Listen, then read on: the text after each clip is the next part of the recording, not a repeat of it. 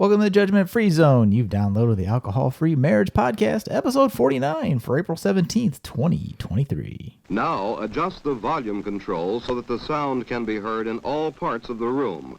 Recorded live from the cornfields of Central Illinois, you're listening to the Alcohol-Free Marriage Podcast with Matt and Amy. Come and learn and share a journey with two former craft beer enthusiasts who went from daily drinkers to teetotalers and basically never lost their love for their life together. Hey, a freak show! Hello there, children. Welcome back to your weekly freak show that is the Alcohol-Free Marriage Podcast. I'm Matt, along with the always lovely and very patient as I screw up the opening of this podcast, Coach Amy. How are you, my love? I'm awesome. But I do want to redo our intro. Not the part that you Just say, but like that part where I say basically. Basically. I think we need to take that because I think really it's just we have. I think it was supposed to have more of a tongue-in-cheek effect, but it doesn't maybe come across that way. I don't know. Like, oh, we basically still love each other, but no, we really do. It was Exactly. That's why I'm kind of thinking, maybe. I was thinking this week, maybe we just make the I think I've tried too hard to make the podcast something unauthentic, maybe. Like, I'm trying to be something I'm not versus this is what I am. And if you don't like it, you don't like it. People still don't like it. I don't know. But I don't know. Maybe a little more Red Boy podcast brought in, that mentality. Are you? I thought we were doing that. Well, I think I've tried to do other things in my own brain, but anyway. Interesting. I don't know. I mean, whatever you want to do. I mean, I don't know. I'm perfectly fine. It's hard because I listen to some of the I know Red Boy you I don't want to be quite as be dumb as that, But I feel like in some ways you're trying to produce way too much. Well, the Red Boy podcast was a little more morning show-esque in mentality, and this is supposed to be a little more actual informative. I think it can be a combo. This is more of a news magazine, Amy. I don't believe that at all. I don't think that we're news magazine at all. More TMZ. We are not doing anything in any way That's like that. Well, we're news-ish, Are we? I don't know. I think we're But kids, casual, informative. If you're looking through your pod feeder. if you look through like Grammarly when you're having to choose different writing styles, it comes up and says, "Oh, casual, informative, formal," and I always love it when I have it accidentally informal. Are you casual, informative? And then it has like an 82%, like even after like the corrections and everything are made. And then I click it over to casual, woohoo, ding, ding, ding, ding. And I get like a 95 to 100% then. You are casual, if anything. I am casual. You're breezy. I think it's just that's my style. It's just, style. I think you too. I mean, I'm definitely not a formal style in any way, shape, or form. But, no. Yeah. I don't know. That rambling has nothing to do with anything. Does it? If you're interested in these topics, like and subscribe. Please like and subscribe. Don't worry. We'll get deep here in a second, kids. But it's been Deep? like over. Are we going to get deep? No. But you did notice the other day we've been doing this. I was waiting for number 52 to be our year, but we've missed a few weeks. Yeah, like we're a couple of weeks ago. Past a year. We were past a year, which is kind of the way we do things. What? We just kind of forget about it. We don't really acknowledge, like, oh, okay, woohoo! So let's celebrate it now. Woo! It's kind of like on how we've celebrated like milestones in our life. Like we don't really ever celebrate like. We always had to consult the other one. How long have we been married? Well, no, like even think about, I guess 15, we actually went somewhere for our wedding anniversary. 20 might have been COVID. We've been pretty COVID. Oh, no, we've been before COVID. We went right before COVID. Yeah. And we've done some little things in there, but like when we went to New York, that was I think we called that our trip. Oh, that's true. Yeah. But then when we did like, when we went to Vegas, like you were already out there. Oh, so it was like we renewed our 12-year vows, things like that. We have things that are a little like off, which is, it's fun because it again, when you have the opportunity to celebrate kids. Exactly. It's like, I don't want to celebrate on Valentine's Day. You know what? Everybody celebrated that guy at church today who celebrated 99 days of not drinking. That's not like a perfect round number of like 100 or something. Yeah, that one kind of got me. Got me. I was like, oh. It was beautiful though. It was so it was great, and And Amy, we are starting up Arid April, but not because it's Arid April, but because it's just the second quarter. Well, you're starting up. Go ahead. Sorry. Well, I love that because, we have to remember, we have to have something that, like dry January. So now people are like, Sober October. Dry till July. Dry July. So Arid April. You can't be sober. I if did it not don't make rhyme. this up. Nope. Someone else did. And I'm like, well, that's kind of fun. Arid April. And if you want to participate in Arid April, you can always participate in Coach Amy's alcoholfreespirit.com program. It's a 6-week program that kicks off tomorrow. Well, today, as you're listening, right? No, it started last week. It started last week. Okay. Why am I doing the promo for this? I have no idea, apparently. Go ahead, Amy. Share with the listeners. Can they still sign up? Why am I even talking about this? You know what? If somebody really wanted to get in, we would, I would say that There's still time. Tomorrow would be like the last day. If you're listening, you would need to You're listen listening and on everything. Monday the 17th. Not that, because we started off week 1. Week 1 is the pause. Week 1 is, even if you don't want to, if you're just wanting to get started, and you're like, we have you come in and we're like, don't quit drinking yet. If you're still partaking, Right. don't stop during that week 1. Get your mindset correct. Be mindful about Yep. it. And we're going to be talking about mindset today, but mindset is really the key to doing anything. That is true. So that's really what our week 1 is. It's really getting you ready to take that 30-day So you have time. break. You have time. You have today. Today, the day you're listening to this. The day you're listening to this. So Don't worry. There'll be another rhyming month you can participate in later. well, yeah, we're trying to figure out. We're not sure if we're going to do June or if we're going to do July. This ends. Abstain August. I don't know. Now I feel like I have to get a synonym dictionary. out. Abstinence August. Abstinence August. There you go. I'm sure if you look it up on Google, there's probably one for every month. I don't know. Arid April. Well, Really? arid April. Because dry. Whatever. Dry January. Sober people Arid. we be like that sometimes. People make it up. Hey, But you know what? whatever. If you want to take a break, you don't need to have I might a rhyming. rhyming. You don't have to time. start on the first of the month you either. don't. And that is exactly. We do not start our program on the first of the month. We do Is that not just do due to that. poor planning, or- No, on purpose. That is actually something that we do on purpose. We're like, no, because like any time I ever say I'm going to do something, it's like, oh, I'm going to start on Monday.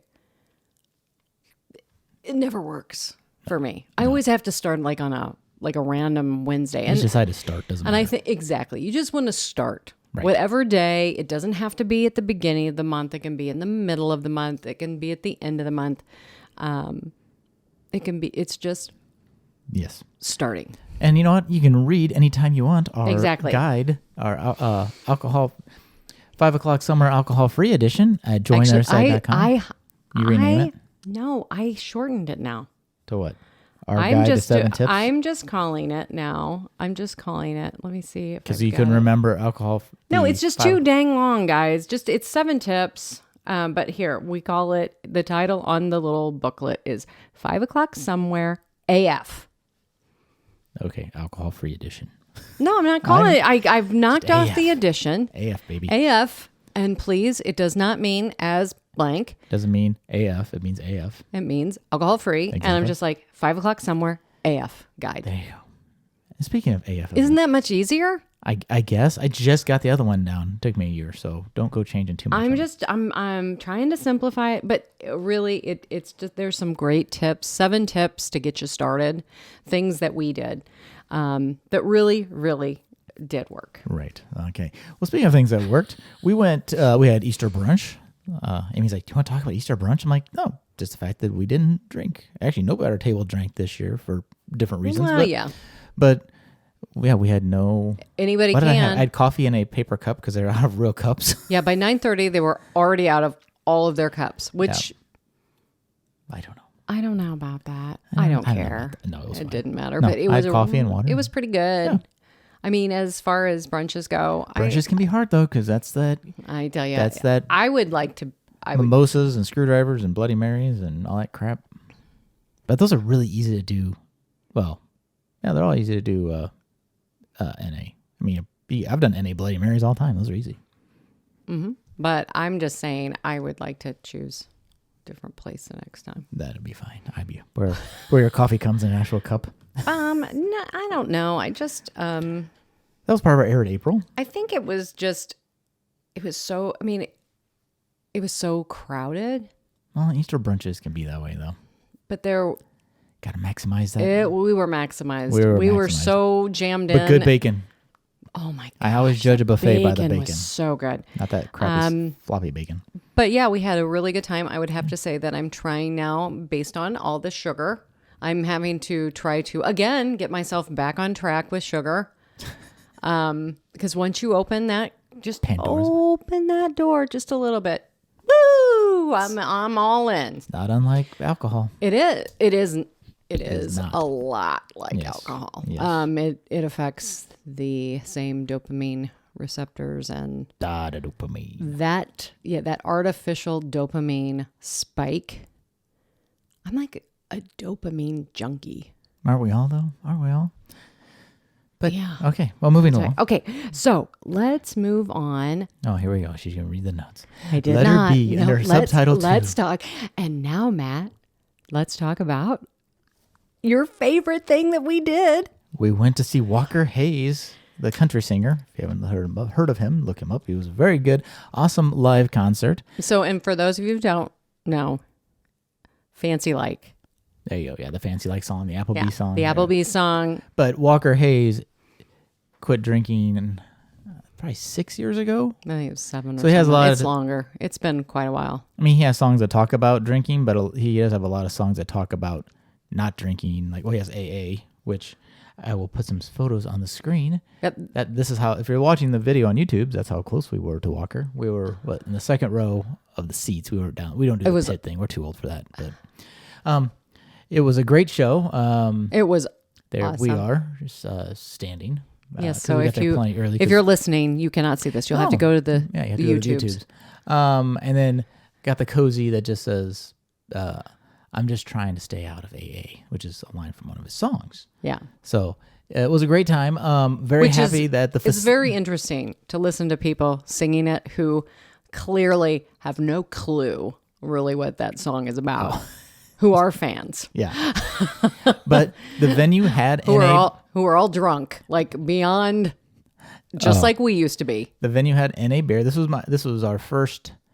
We had one other concert. This was our first real concert, I would say. Like our other one was like a Christian concert, which so not a lot of beer flowing at the Christian concerts, not a pit. So you had the pit with all the beer in the country, and I guess for a moment I'm like, oh, I was like, oh, look at that guy sitting there, kind of reminded me of myself and his beer. But then I had an NA beer, and of course they don't give you the can; they pour it in a cup. I'm like, oh, once again, trying to prove that you can, look normal, quote unquote, and still enjoy yourself and everything. I'm like, oh, I'm doing the same thing. And then as the night went on, the funny thing is, I felt less like I was missing out as I watched these people falling over and being like, I'm like, oh, that's not as pretty. That's like, it's not as glamorous No, now. And I think the thing that it's kind of concerning. I mean, there's a lot of families who come. And there were a lot of people who There really were a lot weren't of people not drinking. around us. I think that was the thing that I observed for probably one of the very first time, that not everybody who goes to a concert is drinking. No, I mean there are a lot of people drinking, But the ladies in front of us, they weren't like in line when we were waiting to get in. Right. They weren't no, drinking. people behind us were. Because they were asking how much is the water. Yeah. The People in front of us sitting down weren't drinking. The people behind us weren't drinking. The group to our right were. The couple, the mom and her 2 sons by me. Nope. They weren't drinking. And just in like looking around, I saw a lot of people just in general who were not. Now, were they the minority? Yes. And Probably. Yeah. I would definitely say, well, at least where we were at. That's true. Because we were down on the, very close to the floor, and being close to the floor, I think On the the thing, floors where there was a lot. That's where the beer guy wanders around all the time, and well, there's I ladies guess, double fisting their seltzers and. there were like families who came, and like the families who were around us, none of them were drinking. Right. The families that were on the floor with their younger kids were drinking. Yeah. That was kind of concerning. I mean, because and I can pretty much look and watch a couple of people, and they're drinking like the big They're all the big ones, yeah. the big cups. And if anybody has had 2 of those, that's like 4 at least, 4 drinks. I saw a gal with 4 cups stacked together from her seltzers. Yeah, and so clearly, that was a little concerning, but again. And then you walk out to your car and you're sober and you can drive home, but then you suddenly realize, holy crap! Yeah, all those drunk people that are inside are in these cars now, and I don't think everybody behind the wheel was probably sober. So no, but we got out safely. We got out of there safely. We drove in years past 45 minutes home. In years past, we would have had to spend more on the alcohol. And then we would have had to get a hotel because, well, I'm not going to drive home at 10 o'clock at night after drinking at a concert for 2.5, 3 hours. So, of course, then you got the hotel costs. So we didn't drink as many drinks, period, let alone.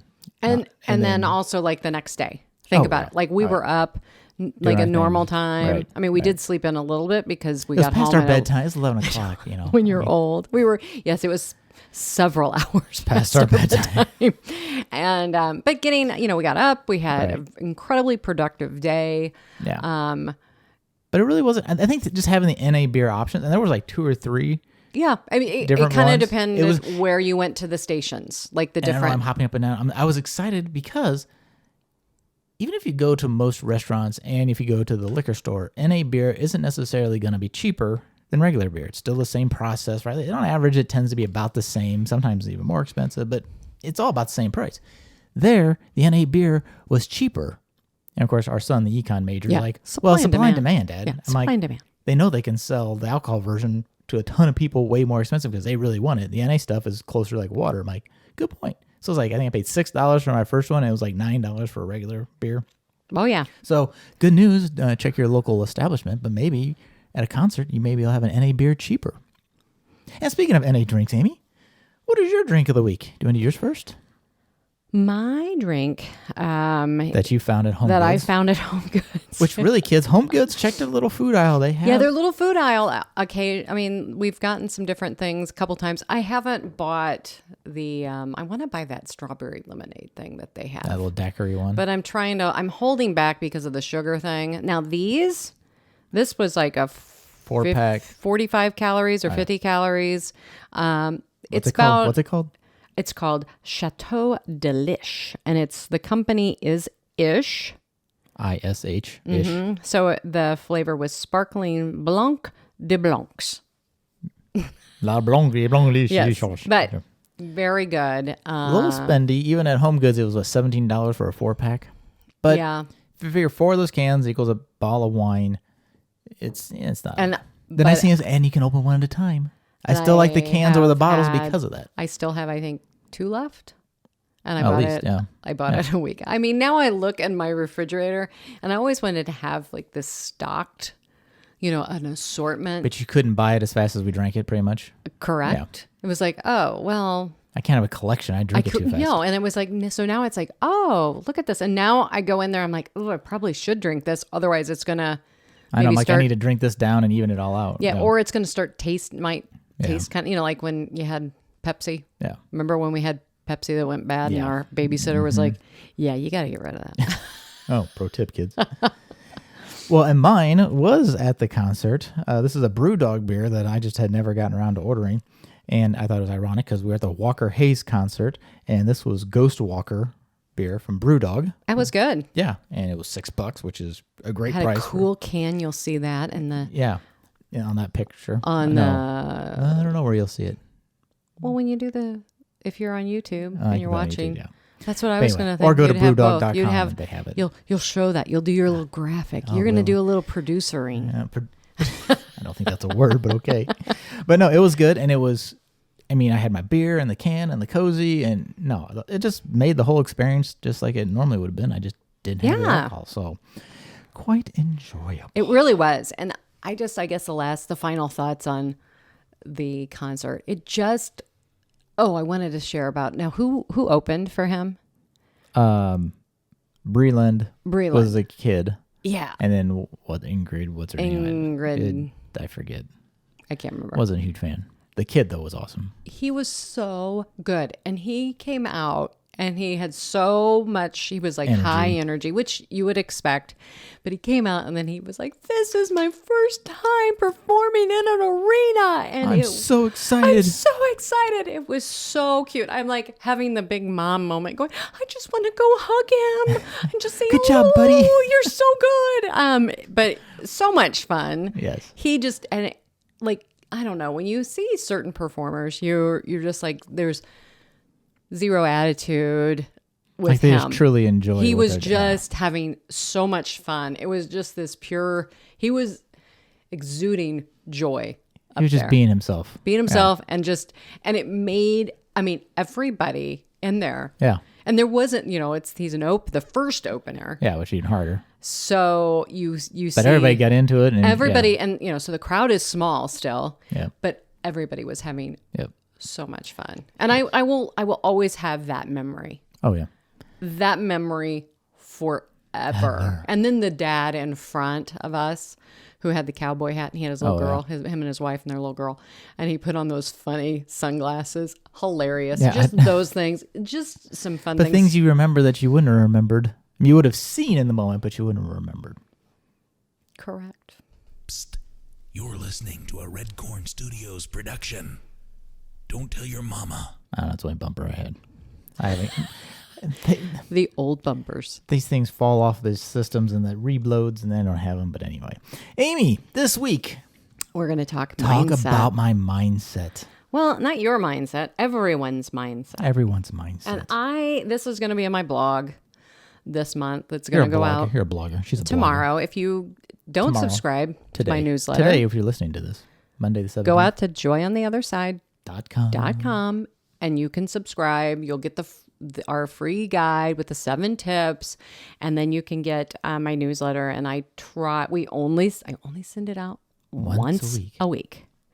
And so this week we're talking about mindset, and I just think with mindset is I always feel like I've always had a pretty positive mindset, but I know that internally I struggled.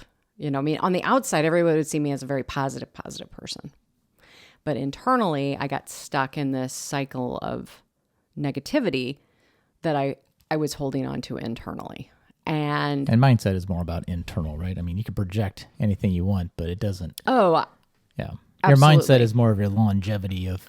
Well, and there's, I can't remember the gentleman who said it, but where the energy goes, the mind follows. Right. I think something like that. Yeah, that sounds right.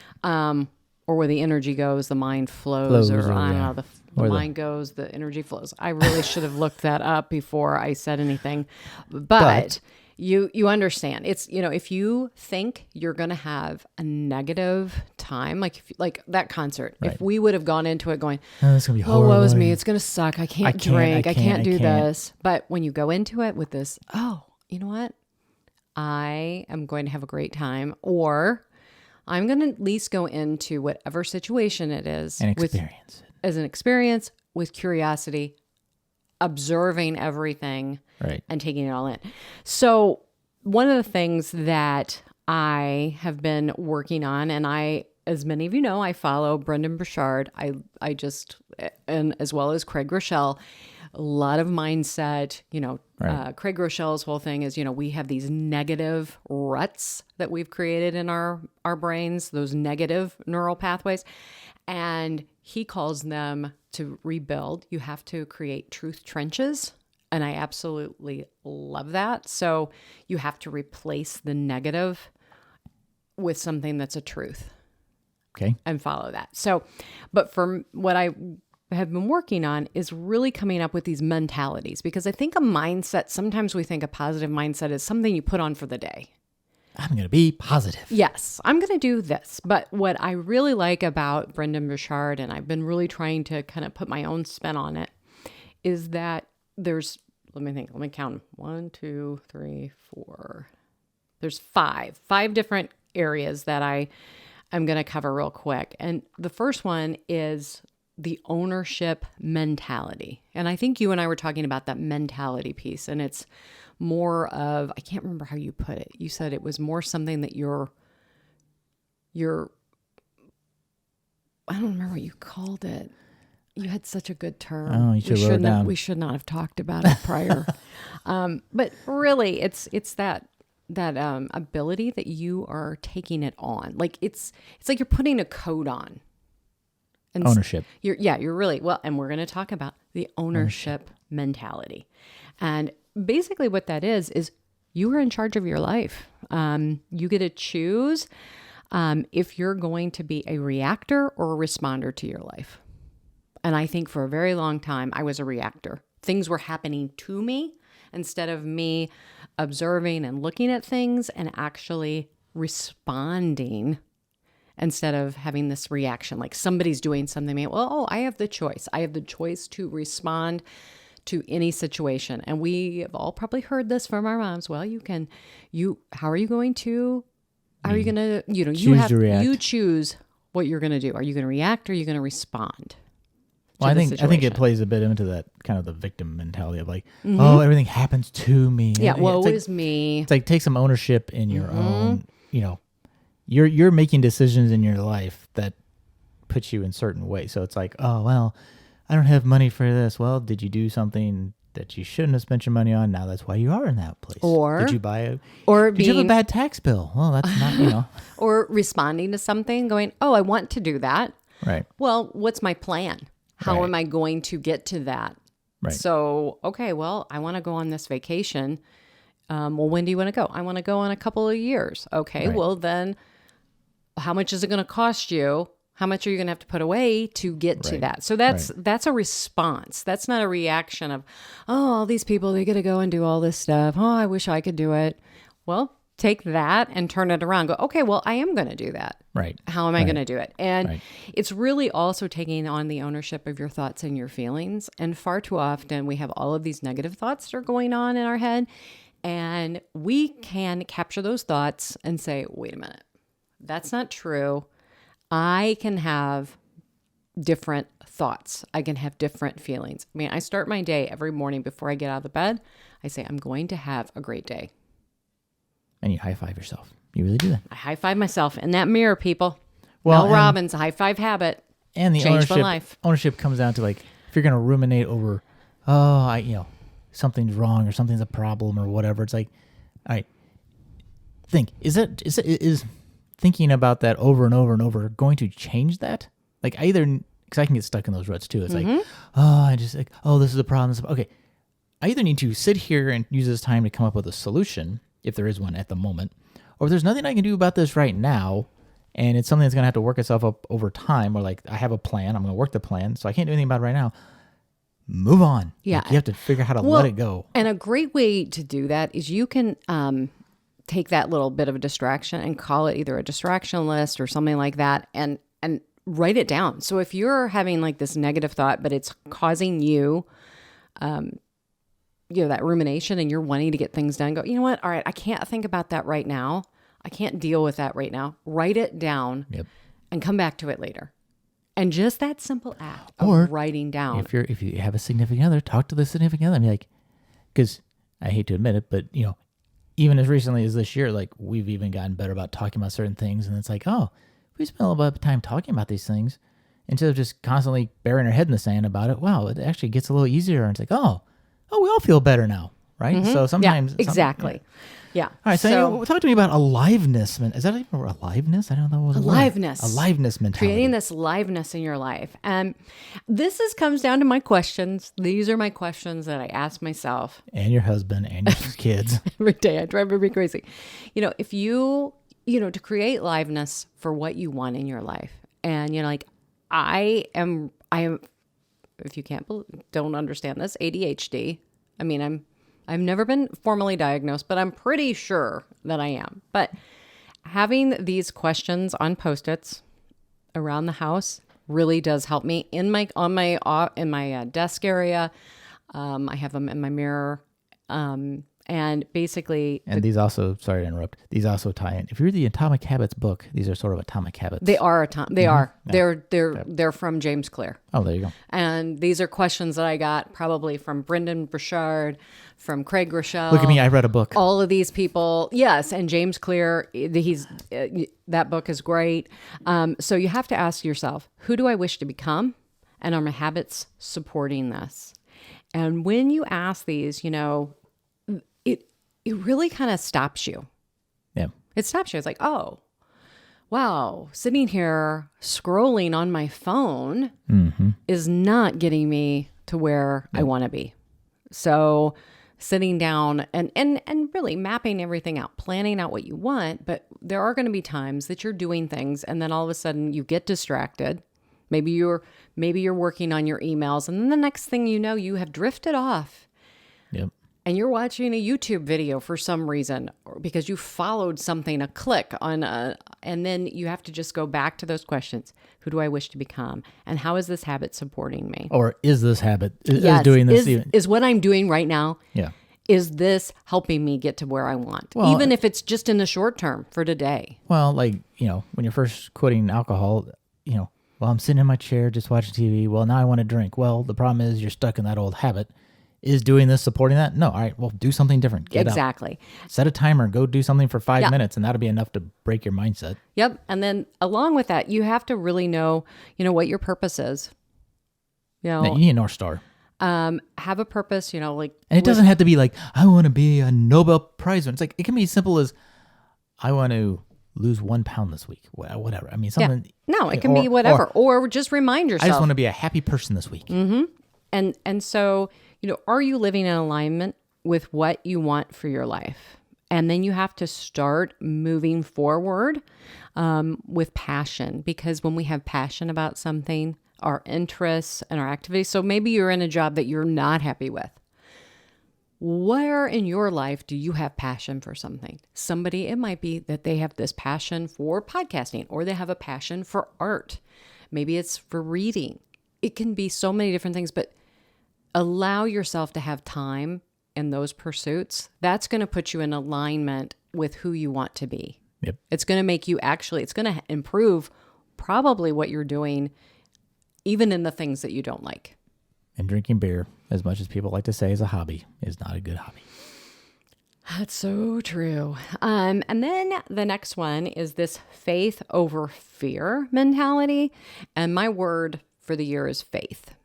Stepping out in faith and doing my coaching business. Are you #blessed, Amy? I'm not. You know what? That is one of those that I'm not going to be putting up, people. I'm not going to be doing that one. But when you really concentrate on that faith over fear, because so often we get stuck in the fear, we can't move forward. Yep. And being able to say, I want to step out in faith, and just it is so crazy. Just saying that right now in my body, I can feel like a little bit of pressure in my chest, but you have to move into it. You have to. And that doesn't mean forward. Moving forward foolishly. No. Right? Somebody like, oh, well, that just means you take these bold, crazy chances. I'm like, yes and no. You have to, we all have our own comfort zones. It's stepping outside your comfort zone, not burning the bridge in your comfort zone behind you and hoping everything works out. Yes. Right? But when you are in that scenario, if you're in this scenario of fearing something, that catastrophizing, ask yourself this question: what if it all works out? What if it all works out? I have had to start doing that in all types of areas. What if it all works out? What if it's okay? And the more I go down this continued path of learning, I just keep discovering, and we're people of faith, and how I just wrote a post this morning into my group, the AFS group, and saying to that group, look, I don't know. 3 years ago, I did not know that this is where we would be today. Susanna and I didn't know each other. Our paths had not crossed, and God knew that there was going to be something coming. I didn't know what that was. No. And looking at it now, it's like, this is really cool. It's really cool. And many times our worst case scenario in our head is worse than the actual worst case scenario, right? Like, oh, the whole thing could go. I'm like, but will it really? Okay, let's, Yeah, exactly. And it's like, well, is this because if really you're going to actually try, the odds of the worst case scenario happening probably are pretty slim, right? Yeah, well, and you can even say that. Okay, well, what's the worst thing that could happen here? Right. Hey, sometimes fear is a good thing. It is fear. And actually, I think that's the other thing. People don't realize that having some sort of fear, a little bit of anxiety to get you to that next step, Right. to walk through it. Because Right. whenever you're feeling like, oh, this is horrible, I can't do it. There's usually, for most people, on the other side of that is a breakthrough. There's something that moves you forward. There's no growth in the comfort zone and no comfort in the growth zone. Oh, that's a good one, Matt Edwards. So let's move on to the excellent experimenter mentality, Oh, the EEM. because why not? Why don't have an acronym? Well, this really does go into that, the alcohol experiment, that having that experimenter Right. mentality, like looking at life as an experiment. Oh, well, what is going to happen next? Let's go into this with curiosity, always having curiosity, being fully engaged and willing to step into the process. Yep. Let's see what we're going to learn in all of this. And I think that for me is probably super exciting when you're like, we've just started a new class and together, and it's like, oh, well, this is really interesting. Never thought about it. I don't know if I can do it, but Yeah. hey, let's find out. Well, exactly. And one of the things is always be willing to strive to improve when the outcomes are not what you want. Well, and quitting alcohol is a good example of this because there's a lot of benefits that you don't think you're going to get that you end up getting. You don't even know some of the benefits. It's like, it's sort of that give something a chance, right? Mm-hmm. Like, I guess if you want to go back, you can always go back and drink again. It's always there.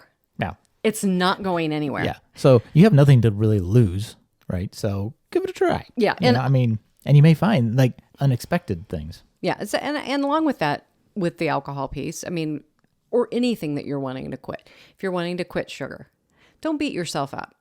Right. You can always just get Try back again on the tomorrow. horse. Try again tomorrow. Get back on the horse. Just keep going. It is a process. Quitting anything takes so many tries. You can even experiment in your marriage. We tried a tandem bike one time. We about killed ourselves. We don't do that now. But we experimented in life. We about lost our life experimenting, but And we did that once. One time. I don't need to do that Once one we fell again. over, we walked the bike back to my brother I'm and like, said, here you go. yeah, I don't think that's going yeah, I to work don't out. think- But remember, again, But see, we made a good memory out of it, at least by yes, we experiment. laugh. So, yeah. Remember, you can collect the data and you can make those improvements and keep moving forward. Sometimes an experiment, you learn what you don't want to do. The encourager mentality is the last one. And I guess what I love about this one is when it's being exactly what it says. Encouraging other people always makes you feel better. It really does. When you're helping other people, it takes the focus off of you and puts it onto them. And whenever we volunteer or if we're just nice to somebody, just if you I encourage you to go to Target or go to Aldi's, somewhere, go to the cashier line. You're more than likely, you're going to have a grumpy cashier. I don't know why. Now, and that's not always. No. But what I have done is now I'm making it this like quest. I am going to see if I can make a connection with this person. I'm going to make you happy and smile. Well, okay. Remember the gentleman at Aldi's? The first time we went through, he was kind of grumpy with us and everything. You weren't following the rules. I wasn't following the rules, but this time I went back and of course it's him, and he and I had the best little conversation. I got him to laugh a little bit and, just like, hey, I want you to have a great day. Even though you're sitting here and he's working hard, but to be able to make a real connection with somebody, I think that is the key. And one thing we learned this week, one way to help encourage people is to listen to them and be more interested in asking them questions and actively listening to them versus listening to try and get my word in next, right? So it provides them more like, oh, you actually care because you're listening to what I want what I need to say versus listening to get in your point next. Now on a podcast we do that because it's on purpose, but in real life. Well, exactly. And when you lift others up, you create a positive influence for that person and for the people that they're going to encounter next. Because lightening a person up, then it's like the next person they go to, they're like, hey, that energy becomes contagious. I mean, think about, what is it, the Starbucks lines and, when you're paying for the person behind you, although that can be kind of cumbersome and all of that. And now they're like, well, you have to do it a certain way. You know what? When you do that, you lose all of the effect. Yeah. I really believe that. And now it's like, oh, we're trying to plan everything out. You cannot plan out that type of energy. You just have to go with because it. It's spontaneity. That's what. Oh my gosh, I can't believe I said that. Wow. I'm the one who always fumbles over my And don't words. worry. You know what? Here's the other thing, and this is easier said than done, I think. But don't worry so much about what other people think. No, exactly. Because you know what? They're too tied up in their own little world to really actually care. And sometimes Worst case scenario, they're going to say this. Well, that was weird. Yeah. But and think about it. Like that connection that I made with that gentleman, that did not, I had to go back. That wasn't that first time going through. He was not receptive. Well, but here's the other thing. It not only made a better experience for you with him, you probably helped the next person's experience. Oh, absolutely. Because now he's had a good experience. So, so you just try to, be the sunshine, be the joy, be the light for other people. I think that is something we get so bogged down in all of the social media and all of the yuck, the news media, the cycles of the news. Like your job should be to find a reason to be angry at everybody. Exactly. I don't want to be angry at everybody. No. In fact, many people know I read my news. I read my news because there's not, there's probably a bias in there, but it's not like having somebody delivering it to you. And I don't know. These headlines and stuff. Yes. So, and anyway. Along with that, so that, that is, those are the 5 areas. And, just continue, those mentalities are ownership, aliveness, faith over fear, the excellent experimenter, and the encourager. And for more information on mindset, there's a great interview on the Huberman podcast, and the scientist that he interviews, she was the one who was in charge of the milkshake study, and also the housekeeping study with the housekeepers, and the placebo effect and the mindset and how all of that worked on with creating positive change within people. And I think you would enjoy that as well. Me personally, or our listeners? I think everyone would. Everyone. I think you should. I think you specifically. We're going to listen to that, and you're going to let me know all about it. And he won't do it. He probably will. That's my cue to get on out of here, kid. That's what I hear. All right, Coach Amy, anything else for the good of the cause? No, I just want people, to just remember. I think the one that I love the best is the encourager. There you go. The encourager mentality. Get out there. Think positive, grasshopper. That's what they say. Pay it forward. There you go. All love right, your neighbor. All of those things. And other cliches. All the love. All the love. Love. All right, well, speaking of love, you can give us love. Don't forget to like, subscribe, comment down there below. We'll have all the links and all the cool stuff and Amy's 5 little tips that mindset things we just talked about. The 5 mentalities. Glad I was listening. I'm so glad I have this together now. All right, kids. So that's it for us for this week. We hope you enjoy the podcast. Join us again next week when we'll be talking about other stuff. I don't know. Yeah, next week. I think next week we're going to actually have Jill and Mark Savage on. Oh, that's coming so up soon. that Awesome. will be exciting. If you're, they have Jill has the No More Perfect podcast. She's written. I think there was something like, I want to say 18 books. Oh, really? I was gonna say 5. Okay, so somewhere between 5 and 18. Yeah, and they have a book called No More Perfect Marriages. So I'm excited about having them be on our podcast. All right. So, All right, kids. Well, that's it for us for this week. Wishing you peace and love. I am Matt, along with lovely Coach Amy, and we are out.